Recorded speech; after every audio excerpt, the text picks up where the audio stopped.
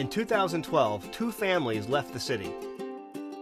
They left most of their worldly possessions behind, along with the conveniences of modern American living. It's today that these two families have relocated themselves in the mountains of the American Ozarks to build for themselves a more sustainable and fulfilling lifestyle.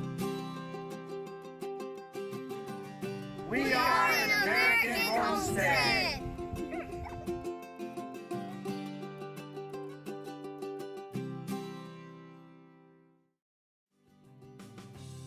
This week on An American Homestead, a 50-piece chicken nugget order arrives at the homestead. The ladies talk about laundry, pumping water, and the homestead officially becomes a fish farm. Thanks for watching, and be sure to visit us online at anamericanhomestead.com.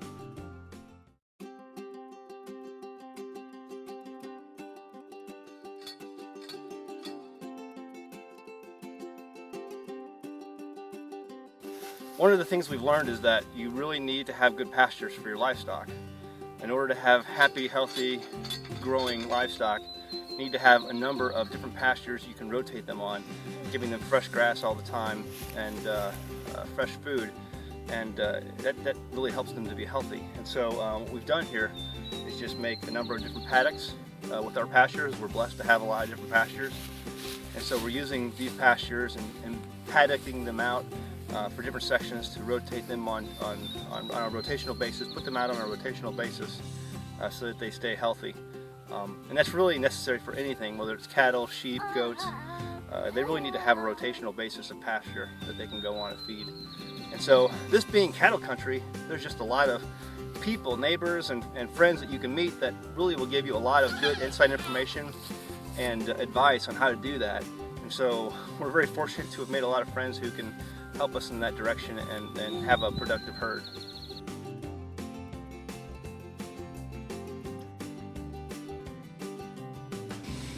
You know, there was a neighbor friend of ours who came to me and we were talking about sheep. He owns sheep just like we do. And he was saying, you know, you got to stop thinking of yourself as a goat farmer or as a sheep farmer or as a cattle farmer. What you really need to think of yourself as is a grass farmer. And so that's how we try to model our pasture and our paddock system that we're doing here, and rotational system that we're keeping our livestock on so that they're healthy and happy. Because the better grass you have, the better and more healthy your livestock are going to be. And so that's one of the reasons we're doing the paddocks. We're putting such a good emphasis, or great emphasis, on the paddocks and keeping our sheep on a rotational grazing schedule so that they can be healthy because the grass is healthy. If you don't have healthy grass, you're not going to have healthy livestock. It's as simple as that.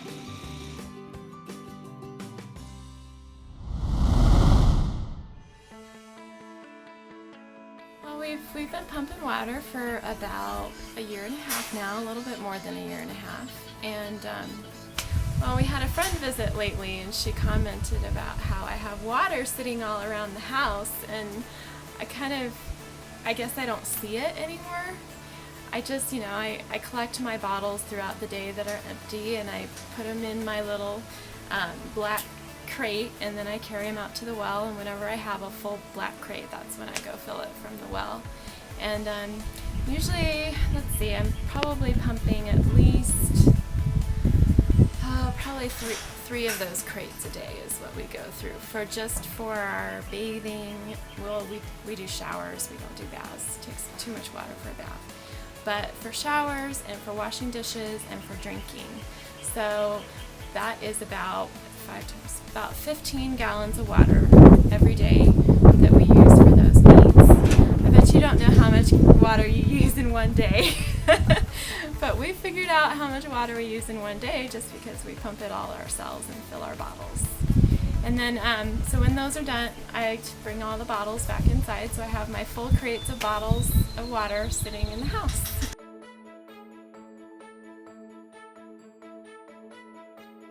Okay, so after I'm done filling my bottles, then I take them inside the house, and I just carry them in my black crates, and that makes it easy to pick them up and carry them in the house all at once.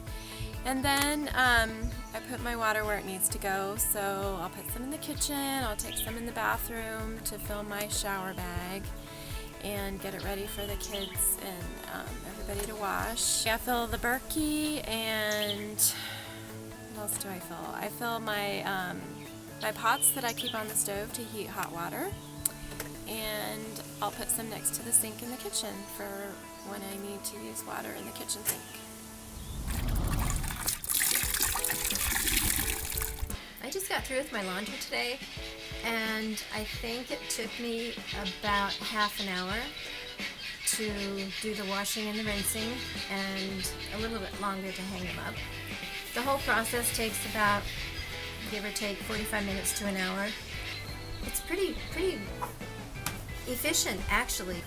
It's called a mobile washer, and it stirs up the water and the soap so that you can get your clothes clean. And I use a bucket, and the bucket has about anywhere from half to 3/4 of full of water, a 5-gallon bucket, and that's usually enough for the things that I need to wash for my husband and me. So, and after I wash everything, then I wring it out and then put it in the rinse water. The wringing part is good for most clothes, but if you have something really big like a pair of pants, jeans, or something else like that to wash, that doesn't go through the wringer very well. So I just hang those up on the line to drip dry. And on a sunny day, they usually get dry before, shortly after noon or 2 o'clock. So it's a pretty good way to do it. Doing laundry this way is not really that hard, because if you don't have electricity, this is the only way to do it. And I don't think it's crazy, because it's just normal for us. And I'm used to it.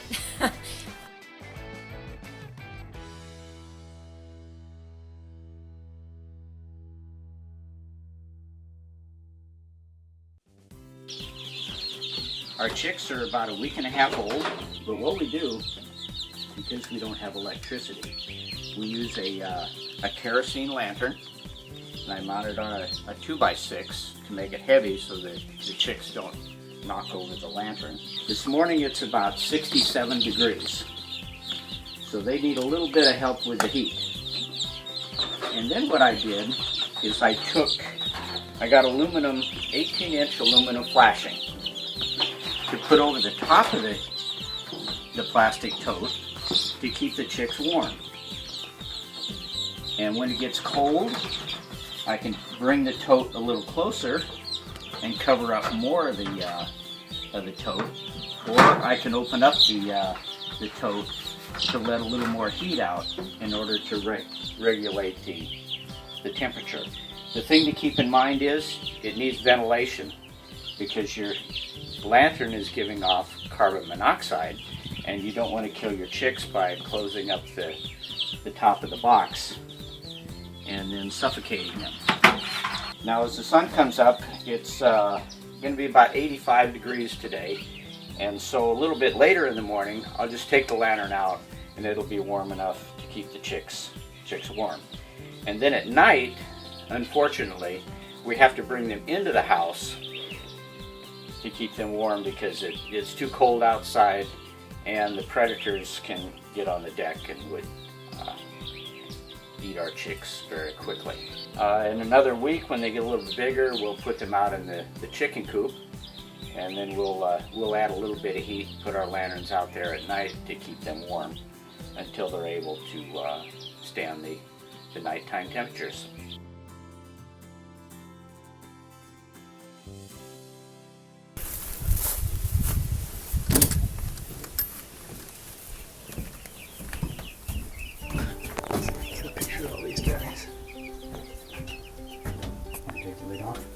The chicks that we chose to get are buff Orpingtons.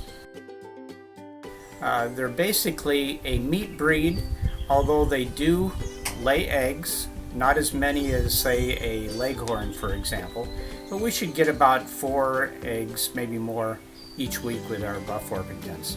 They're mostly a meat breed, and we bought 50 chicks, and we'll raise those, and we'll keep 12 hens for eggs throughout the year. And when they get to be 18 months, we'll replace those hens with Delawares. They're another favorite breed. They're also a meat breed, but they also lay eggs. I should mention that the buff Orpington is a good brooder.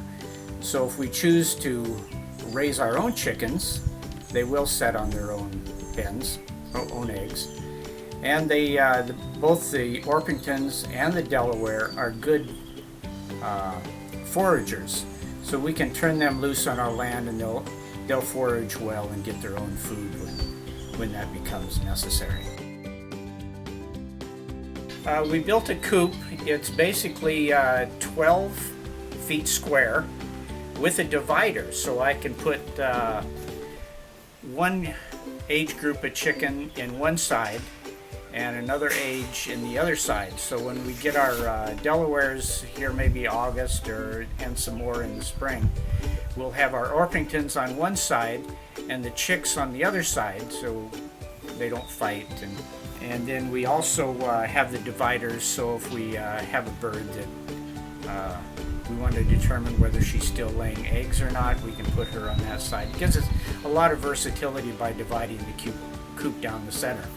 And then along the end of the coop, I also put a chicken run, which is 12 by 20, and I put wire on the sides as well as the roof to keep the predators out of the coop and away from the chickens. I made 12 egg boxes, putting 6 on either side, so when I have hens on one side, in the 6-foot area on one side, they'll use those egg boxes. I can also collect the eggs from the outside of the coop, so I don't have to go inside. And I'm working on putting feeders and watering devices, so I can just add water and food from the outside, so I don't have to constantly go inside the coop to bother the birds.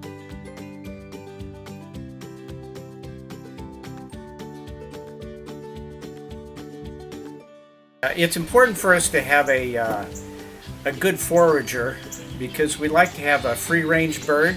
We have guineas on the land, and we use those to control the ticks in the immediate housing area. But the chickens will also forage and get ticks and take care of grubs and all kinds of different insects. They eat grass and seeds, and in small areas they'll even mow your grass for you. So we're off to go get fish for our aquaponics system. Come along with us.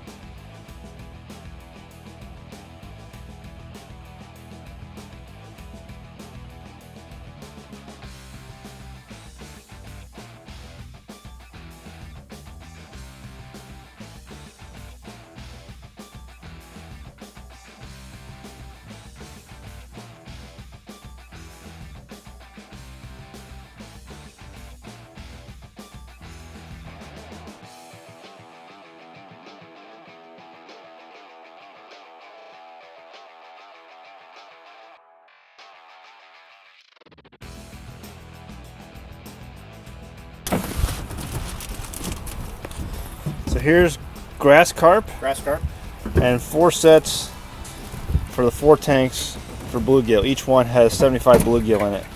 So let's get them on home.